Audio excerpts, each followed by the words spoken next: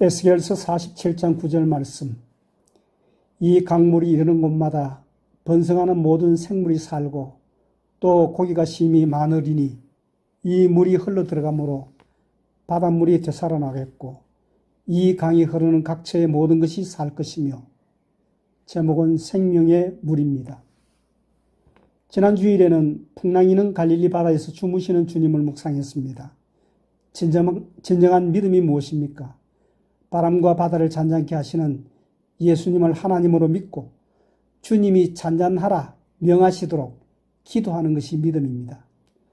젊은 시절에 한국에서 4월은 가장 잔인한 달이라는 시를 많이 생각했었습니다. 브라질에서는 10월 정도인데 달력의 날짜를 말하기보다는 삶의 목적과 의미를 잃고 사는 정신세계의 황폐를 넋두리로 옮긴 4월의 시라고 생각이 됩니다. 요즘 한국은 정치, 경제, 문화의 혼란기입니다. 이런 시대 상황에서 우리 신앙인들의 진짜 실력은 어디 있습니까? 위기를 만난 배에서 하나님 중심의 신앙으로 돌이키지 않으면 끝없는 조난의 미궁으로 갈 것입니다. 창조 이래 1995년 이후에 출생한 자들을 M세대, 곧 밀레니움 제너레이션이라고 칭하고 있습니다. 그 이후를 Z세대로 명한다지요. 가만히 살피면 세계의 큰 전쟁들은 결국 세계 간의 충돌이었습니다. 이 치열한 인생관 세계 간의 경기장에서 월드뷰, 곧 올바른 세계관, 인생관의 정립이 필요합니다. 이미 이 시대는 세계관의 전쟁터입니다. 다른 말로 인생관의 전쟁입니다. 자녀들과 부모님 사이에도 세대차가 난다고 분열을 조장하는 가르침을 자연스럽게 주입하는 잘못된 교육을 받고 있습니다. 인본주의 교육 철학의 기준이 되고 하나님이 우리 삶의 중앙에 계시지를 않습니다. 진정한 인권이 무엇입니까? 인간을 더 인간답게 원시인에서 문명인으로 바로 살아가도록 이끄는 것이 인권 교육의 목적입니다. 이미 교육학자들이 사회주의나 포스트 모던 영향을 많이 받은 자들이기 때문에 미안합니다. 부모님께 좋은 것들을 많이 배워야 합니다. 바른 그런 인생관, 바른 세계관을 어디서 배울 것입니까? 성경에서는 장수가 복임을 가르치고 있습니다. 살면서 노인들의 지혜를 얻어야 합니다. 많은 경우에 영생의 복음이 나이가 들어가면서 늦게야 깨닫게 되는 것을 보게 됩니다. 이 깨달음이 없이 죽음을 맞는 분들에게 어떤 의미에서는 정말 불쌍하다 생각이 들어집니다. 그 이유는 무언가 하면 살면서 많은 실수도 따르겠지만 회개하면 깨끗해질 것이고 사는 날 동안 내가 행하는 작은 봉사와 희생은 영원한 상급으로 기록될 것이기 때문입니다. 결국 나의 남은 날은 영원한 상급을 저축하게 하시는 은혜의 날들이 아니겠습니까? 이 깨달음에서부터 엄청난 기쁨이 나를 불러주신 그 은혜가 주님 안에 있었음을 깨닫게 되는 것입니다. 진정 우리는 하나님 앞에 존귀하게 창조된 인간입니다. 사랑받기 위해 창조된 존귀한 사람들입니다. 예수님은 이 복음의 부분을 깨우치시기 위해서 세상에는 아무것도 남기시지 않고 삶을 사신 후에 가셨습니다. 주님 이후에 믿음의 사람들을 위해 진짜 바른 신학과 진짜 바른 신앙을 위해서 아무것도 남기시지 않으셨습니다. 세상에 가장 공평한 경험은 죽음입니다. 누구나 맞게 될 마지막이 죽음이죠.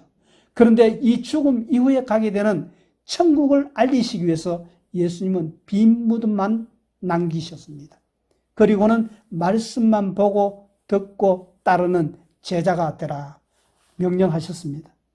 혹시라도 내가 죽어 남긴 뼈를 찾아 헤매지 말고 수제자 베드로의 뼈에 능력이 있거나 주님의 십자가 수위의 죄용서 구원의 능력이 없음을 깨달아라. 만약에 주님이 정표 하나라도 이 세상에 남기셨다면 그것은 이미 우상이 되었을 것이고 막상 주님은 그 우상의 뒷자리였을 것입니다. 이 복음을 아십니까? 이 복음을 믿습니까? 말씀만 듣고 따르는 자가 진정한 믿음의 사람들입니다. 우리를 왜 구원하셨습니까? 이 땅에서 하나님 나라 만들어가는 것이 목적입니다. 세상을 살면서 가장 어려운 일은 관계의 어려움일 것입니다. 어쩌면 세계관, 인생관이 충돌하는 직장, 가정, 그리고 공동체, 이런 모습 속에서 우리는 하나님의 나라를 어떻게 세워나갈 것인가? 선과 악의 관점이 무엇인가? 동성애가 인권인가?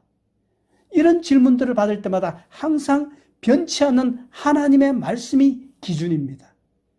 하나님의 말씀이 명백한 죄악으로 규정한 것이 동성애이고 우상숭배입니다. 그러면 우리가 만나는 이 사회학의 해결은 어떻게 할 것입니까? 성경은 십자가의 선물로, 예수님의 선물로 해결하라고 말씀하고 있습니다. 이제 어떻게 살아갈 것인가? 비밀을 한번 열어보십시다. 오늘 본문에서 에스겔 선지자는 치열한 세계관 혹은 신앙의 경기장에서 온몸을 던지면서 하나님의 말씀을 예언하면서 전합니다. 정말 어떤 선지자보다도 험한 인생을 살았던 분이 이 에스겔 선지자입니다. 에스겔이라는 그 이름의 뜻은 하나님은 강하시다, 또는 하나님께서 강하게 하신다는 것을 증거하기 위한 삶이었습니다. 그 출신이 사독계열 제사장 부시의 아들이라고 1장 3절에서 말씀하고 있습니다.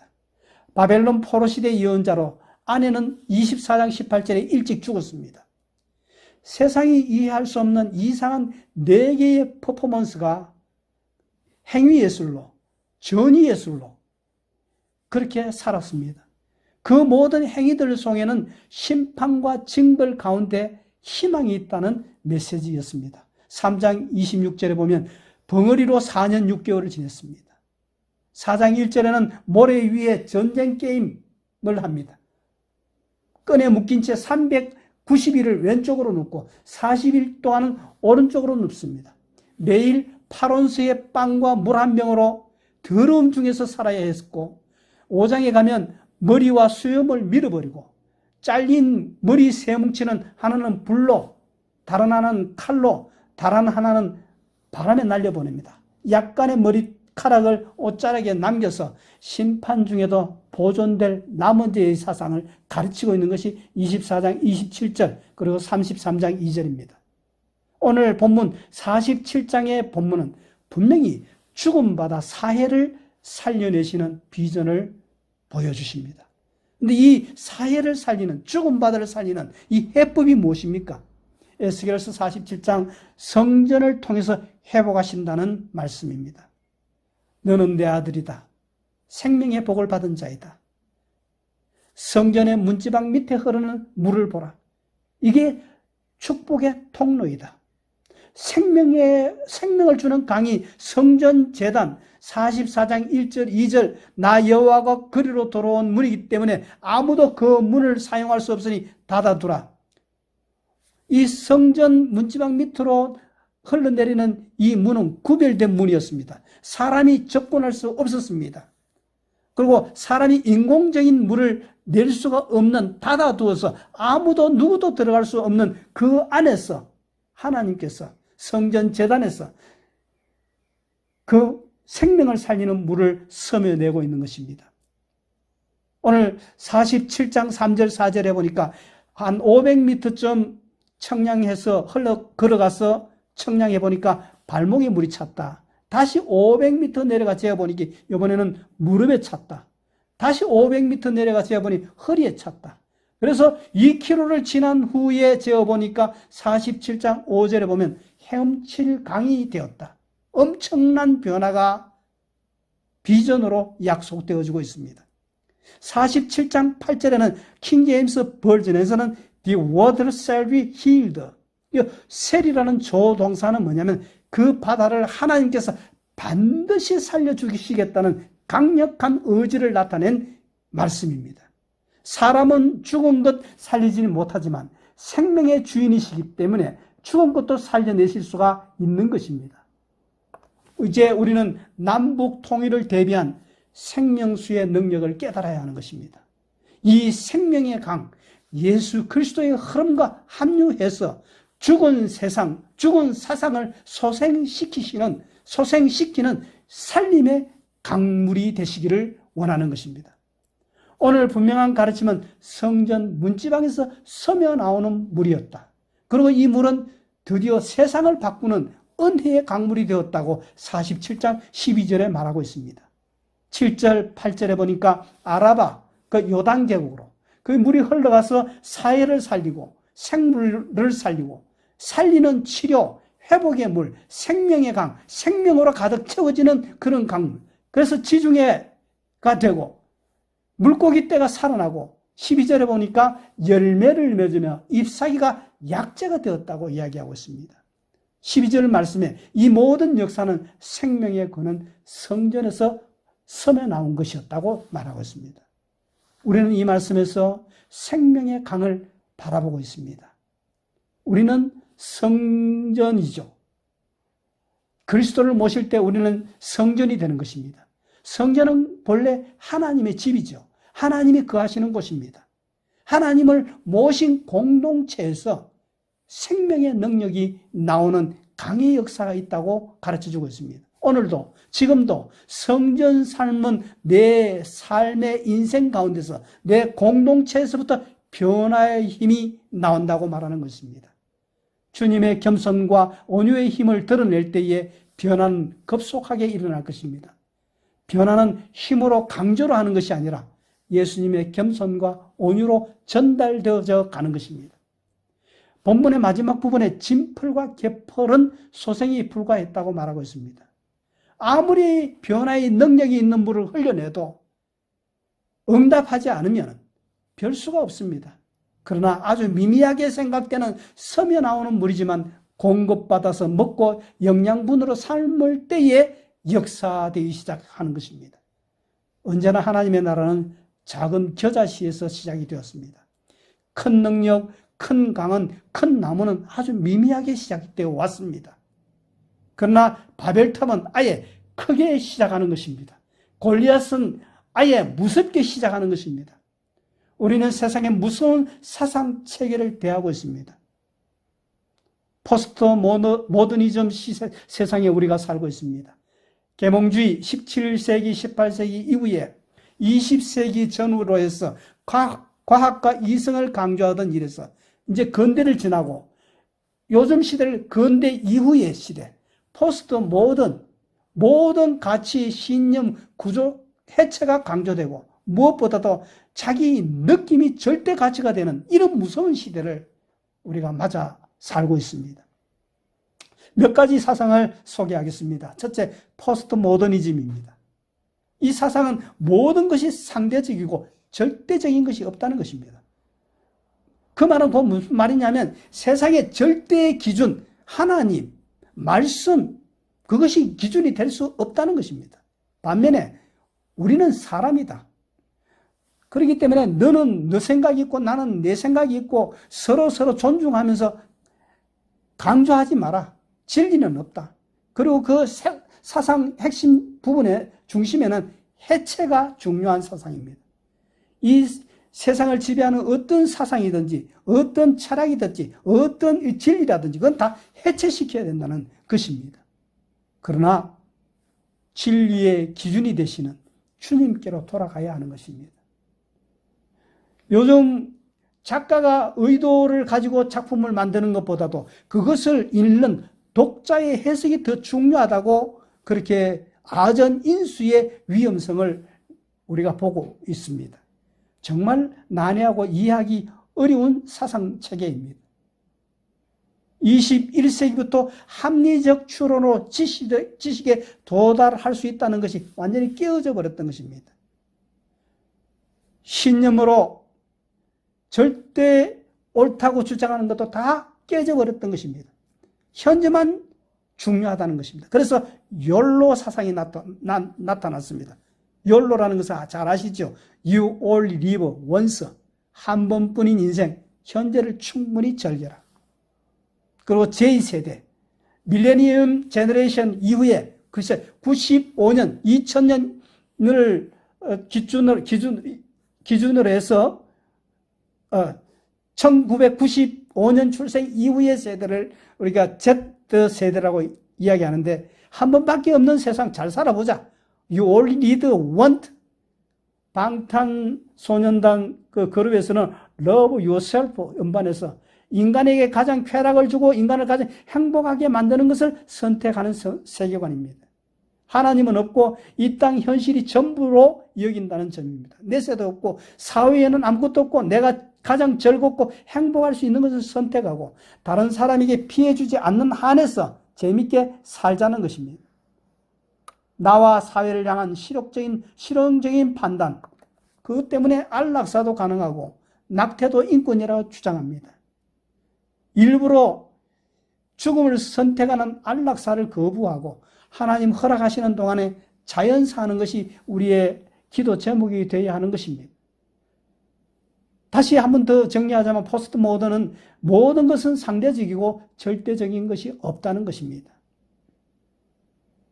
다음으로 이제 공산주의 사회주의 사상입니다. 공산주의 무신론 진화론을 축으로 하는 물질적 존재로 보는 그런 사상 체계입니다. 요즘 많이 한국에서 이야기하는 사회주의를 많이 이야기를 하고 있습니다만 사회주의는 공산주의의 전 단계입니다. 속임수입니다. 사람을 물질적으로 보는 그런 공산주의 사상과 교회는 공존을 할 수 없는, 절대 공존할 수 없는 신앙입니다.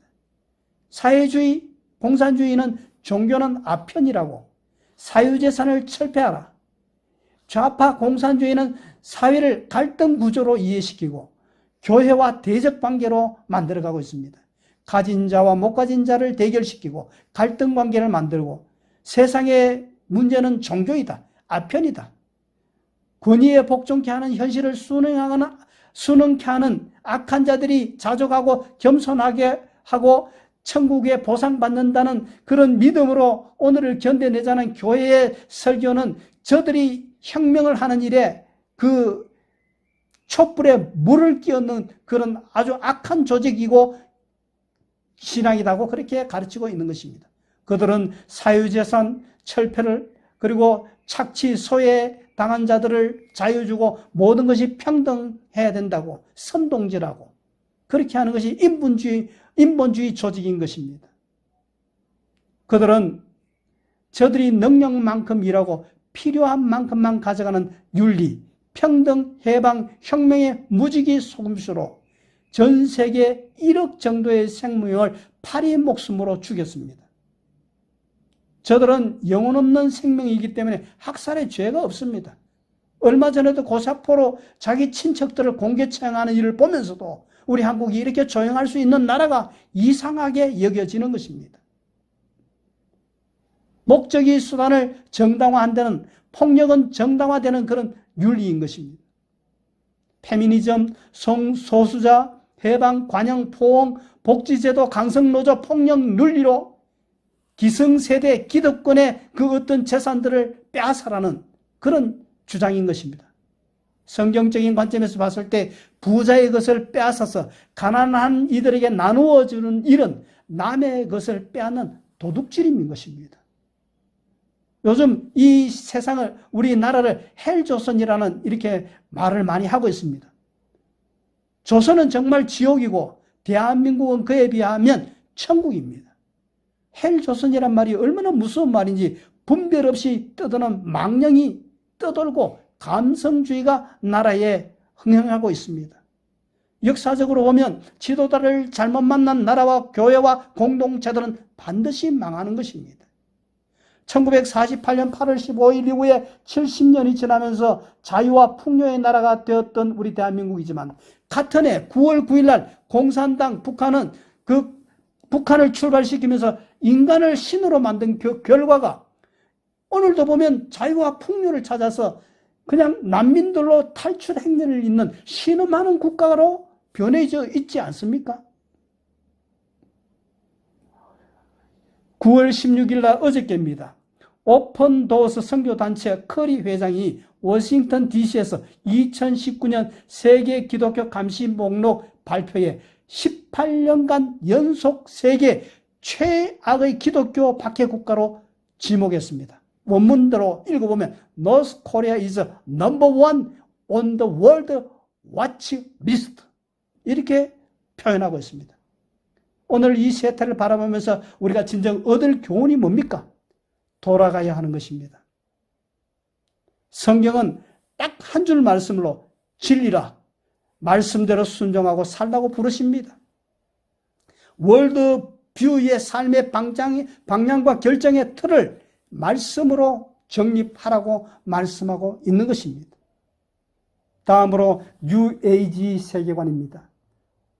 뉴에이지는 초월이나 고대 신비주의 사상의 결합입니다.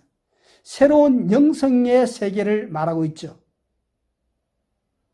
인간과 자연을 구분하기보다는 다 연결되어 있고 어떤 그 연결고리를 찾으려는 그런 범실론적 세계관이고, 불교와 힌두교와 유불도교의 그 혼합의 사상입니다.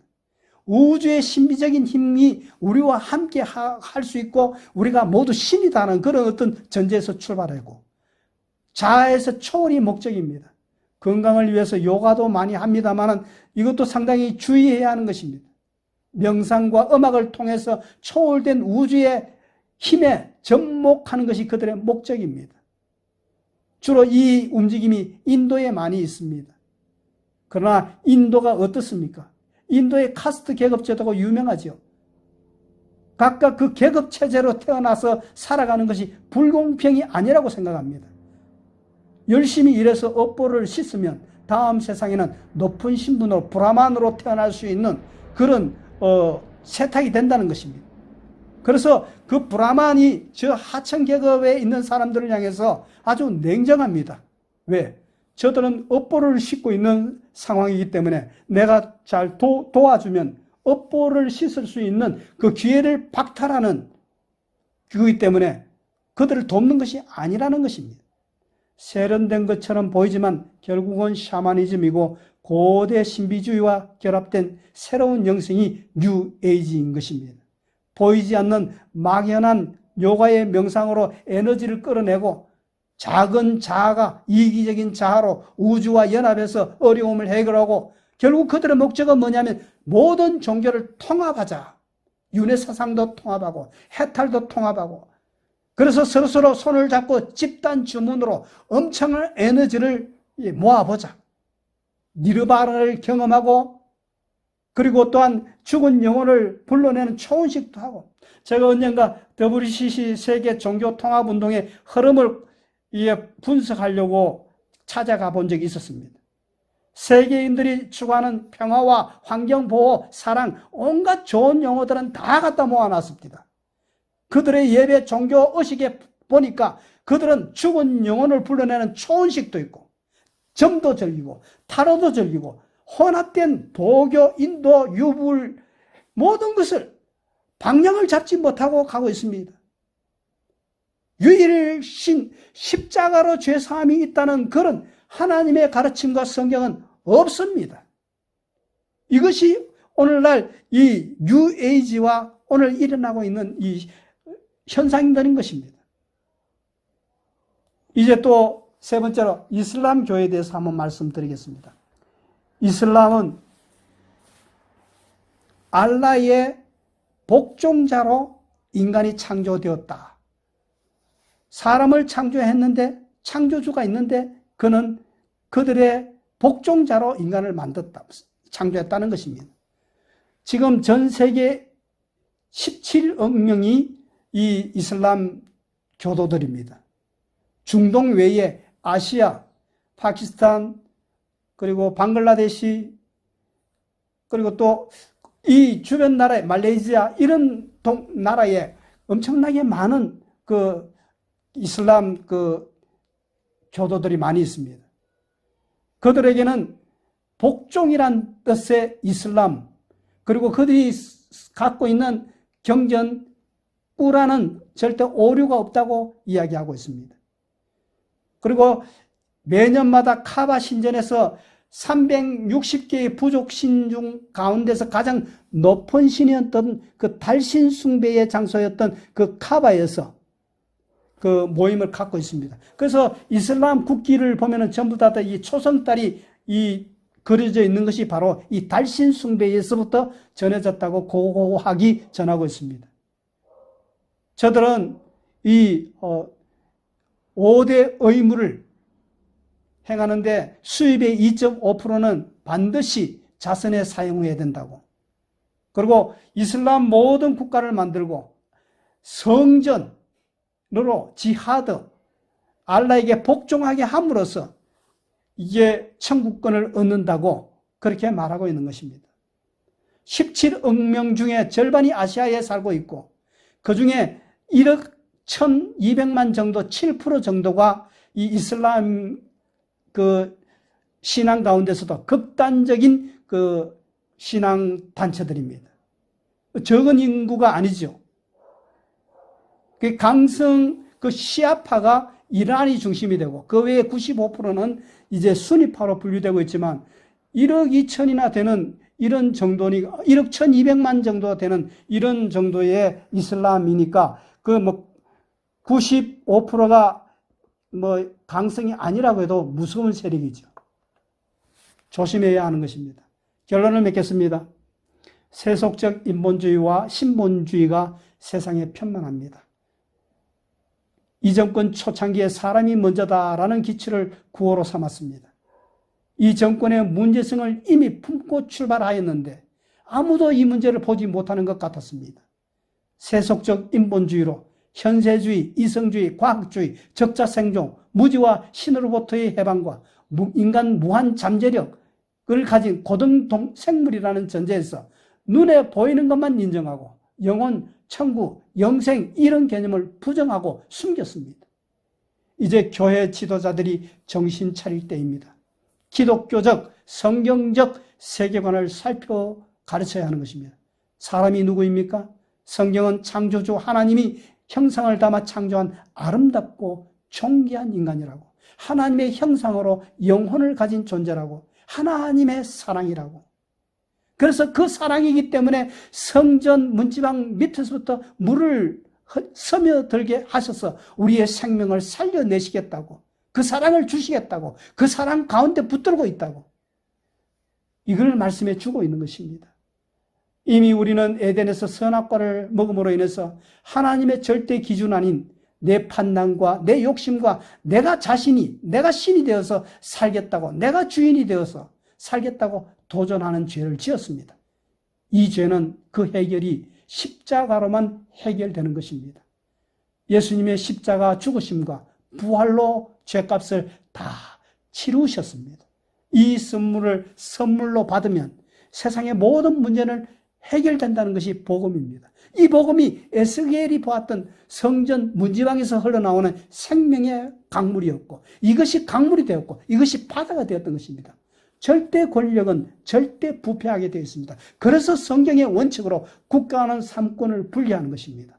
교회도 분리의 정신을 주님의 가르침으로 믿고 받아서 목사와 장로와 집사와 성도와 함께 그 권리를 나누어서 정말 순수하게 깨끗하게 하나님을 섬겨 나가려고 하는 것입니다. 왜냐?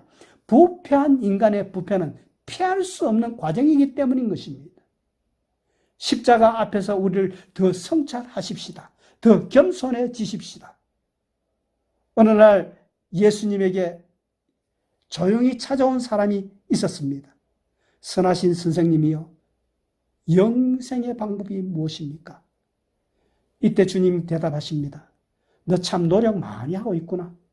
열심히 돈 버느라 살았지. 그리고 그 재산 유지하고 얼마나 오래오래 살 수 있겠나? 그 근본 질문이지. 부족한 것이 있으니까 재산을 다 정리한 후에 나를 쫓아라. 성경은 그는 근심하며 돌아갔다고 그렇게 표현하고 있습니다.